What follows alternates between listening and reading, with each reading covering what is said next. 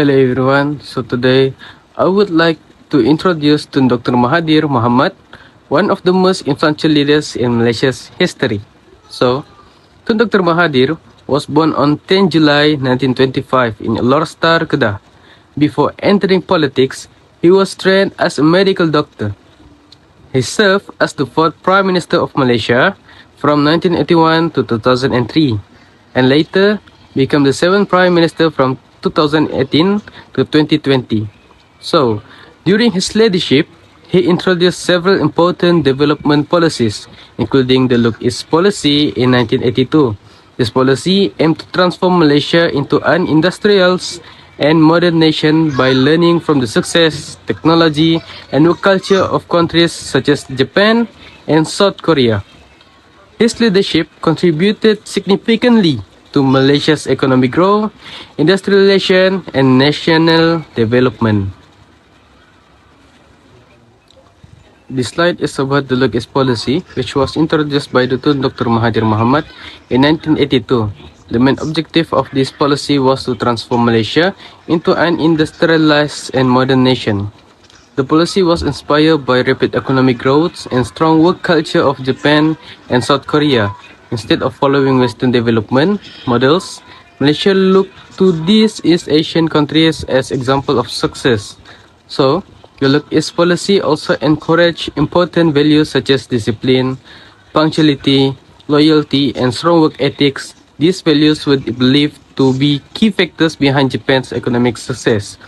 To develop human capital, many Malaysian students are trainers who were sent to Japan and South Korea for higher education and technical training. This helped them gain advanced knowledge, skills, and industrial experience. In addition, the policy attracted Japanese investment, promoted technology transfer, and supported Malaysia's industrial growth. A well-known example is the Proton-Mitsubishi collaboration, which played an important role in Malaysia's automotive industry. Overall, the Look East policy contributed significantly to Malaysia's economic development and industrialization. Alright, so now I'm going to explain about the activities of the Look East policy. So the first one is educational and training programs. So the government of Malaysia is sending many students, government officers, and workers to Japan and South Korea for study and learning.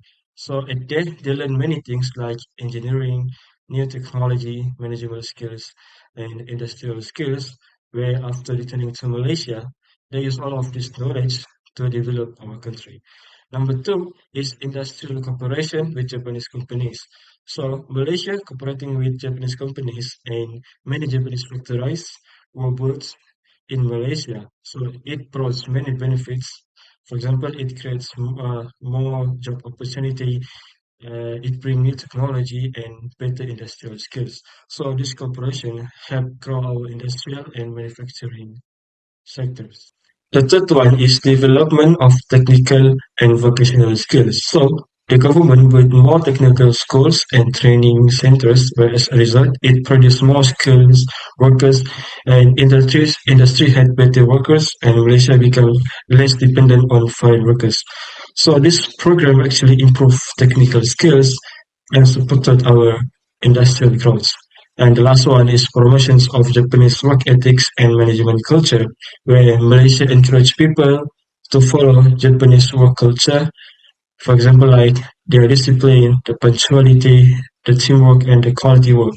And although it was difficult for some people, but still this policy improved Malaysia work quality and productivity. And that's all from me. So today, I will be presenting about the SWOT analysis of the Look East policy. Starting with the strength, the Look East policy has successfully developed Malaysia's human capital through education and also skills training in Japan and also South Korea. It has also accelerated technology transfer and educational development, which helping Malaysia improve its productivity and also competitiveness. In addition, the policy has strengthened the diplomatic and also economic relationship between Malaysia and also Japan.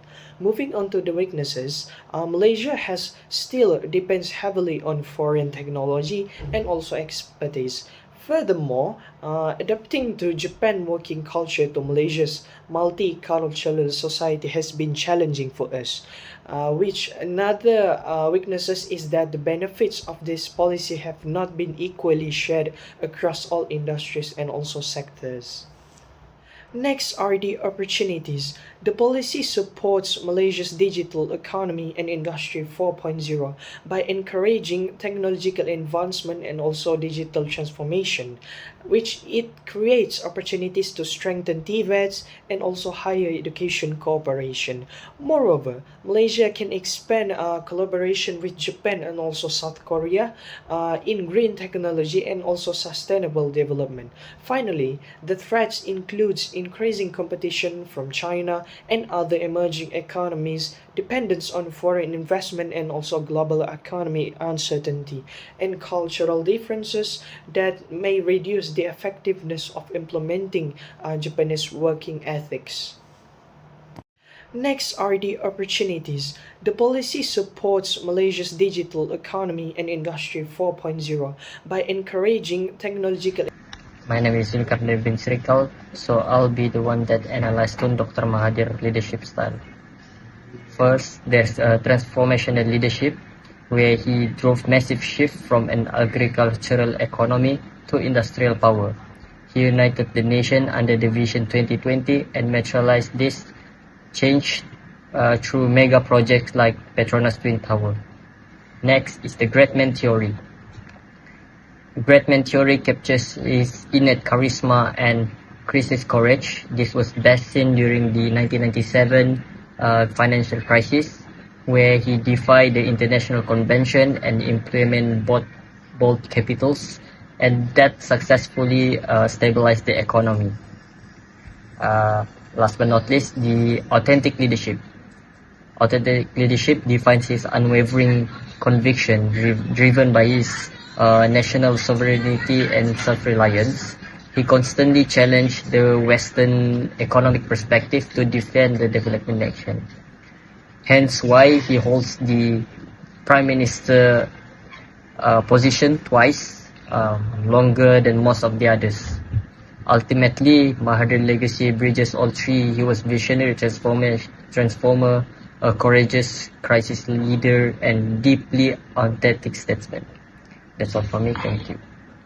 To improve the Look East policy, we have 4 simple recommendations. First, Malaysia must have invest in local R&D so we can create our own technology instead of always relying on foreign countries.